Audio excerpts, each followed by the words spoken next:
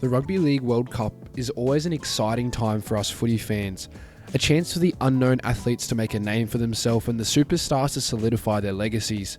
With the general spread of talent across this World Cup, it should hopefully make for a more competitive and entertaining tournament. Here is a list of 10 potential breakouts for this 2021 Rugby League World Cup. Keep in mind, some of these guys are on this list because they have the potential to go from relatively unknowns to known, while stars also feature as they could use this tournament as a statement piece for their legacy. With this list being in no particular order, at number 10 it's Sonia Turuva from Fiji. Another one of the Penrith Panthers' young guns who made his splash on the international stage, scoring 2 tries for Fiji in June. Since then he has gone on to feature for the Penrith Panthers 3 times in the first grade, scoring in the final game of the year. He has excelled in the New South Wales Cup all year, scoring 13 tries in 20 appearances, including a double in the New South Wales Grand Final, which helped his side to the title.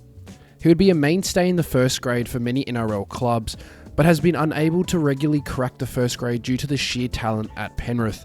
Don't get it twisted though, Turuva is a baller and has a great opportunity to make his mark at the World Cup.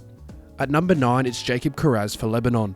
One of the biggest surprises of the 2022 season had to be Jacob Korres, a damaging ball runner who has broke 52 tackles and scored 6 tries in 15 appearances in his debut year. A mini revelation for the Bulldogs on the wing, winning the Rookie of the Year award. He'll be asked to provide from the fullback role for the Cedars. He's shown that he's more than capable of playmaking, playing in 2 tests for Lebanon in the halfback role in 2019. His combination with fellow NRL stars Adam Dwayhe and Mitch Moses will be incredibly important if the Cedars are to make it out of the group and into the quarterfinals. At number 8 it's Isaiah Katoa for Tonga.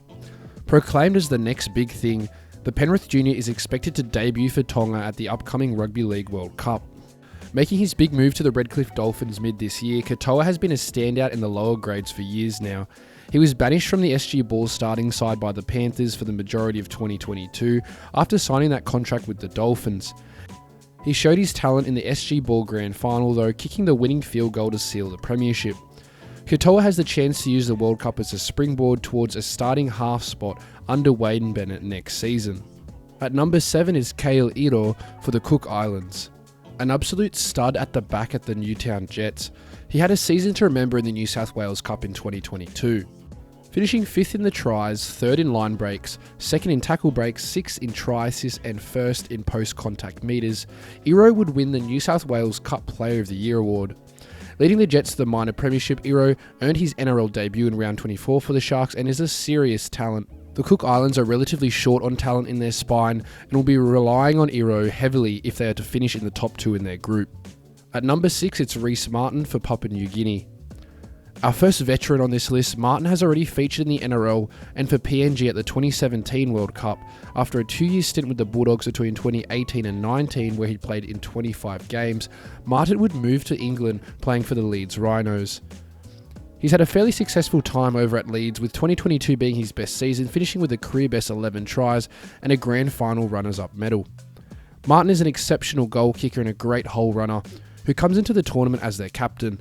He'll be key if the Kummels are to make it out of their group. Subscribe now if you're enjoying this video so far. 92% of my viewers aren't, which makes me very sad. Also, I plan to live stream throughout the World Cup, so stay tuned for that. At number 5 it's Jack Welsby from England. A relatively unknown in the Southern Hemisphere, Jack Welsby has become a household name in the Super League for St Helens. Receiving a Man of Steel award nomination and fresh off the back of winning back-to-back Young Player of the Year awards, Welsby is one of the biggest names in English Rugby League, finishing 3rd in both try assists and tackle breaks whilst totaling 13 tries on the season. Welsby has been excellent. He's a player who's versatile and can play anywhere in the spine or backs and will be likely matched up alongside George Williams in the halves. I expect Welsby to have a blinder in the 6th role in his home tournament. At number 4 it's Harry Rushton from Ireland. In a group that features Lebanon, Jamaica and New Zealand, there is an opportunity for the Irish to qualify for the quarterfinals, and Rushton could potentially have a big say in that. Initially signed by the Canberra Raiders in 2021 on a 3-year deal, Rushton would be released 2 seasons in. Rushton would make 3 appearances in the NRL before a broken jaw derailed his season, leading to his return back home to England. Rushton has been touted internationally as one of the best young back rowers and will need to link well with NRL star Luke Keary if the Irish are to have any chance. At number 3 it's Joseph Sawali from Samoa. It's safe to say that the Samoan Wonder Kid has already broken out in 2022, winning the Dally M Winger of the Year award in his rookie season. There is more to prove though for Sawali, as he plans to prove the world that he is also a quality fullback. Finishing with 15 tries on the wing and with 100 plus running metres in every game this year, Sawali has been exceptional. Samoa's only real weakness is in their spine, and Sawali will be required to be a playmaker. After selecting Samoa over Australia, there'll be detractors for sure, but Joseph has an opportunity to not only build his reputation as a fullback, but create some rugby league history for Samoa. At number 2, it's Swea Wong from Fiji. Labelled by Phil Guild as the next big thing and the most exciting back row prospect since Boyd Corner at the same age, Swea Wong has made a name for himself at the SG Ball level before earning a call-up to the New South Wales Cup side mid-year. He has been a beast at the New South Wales Cup level, putting in tough 80-minute performances on a weekly basis. Earning a call-up to the Sydney Roosters extended bench in round 24 has been his biggest achievement to date. He's an insanely skillful back rower with silky hands and elusive footwork. I expect Wong to be the starting back rower alongside Viliami Kikau, making a formidable partnership for Fiji.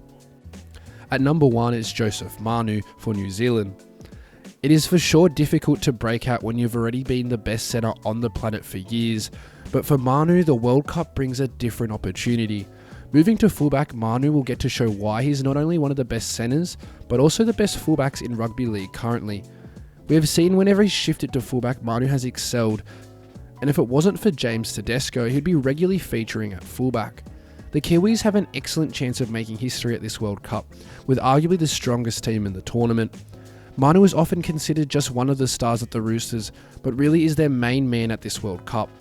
It's a legacy building tournament for Manu, but also an opportunity to raise his value as a fullback in the open market. So that is all for this list of 10 potential breakouts at the Rugby League World Cup in 2021. Mildly caress that like button if you enjoyed, subscribe for more content. If you have any suggestions for other players, leave them down below in the comments. As always, thank you for watching.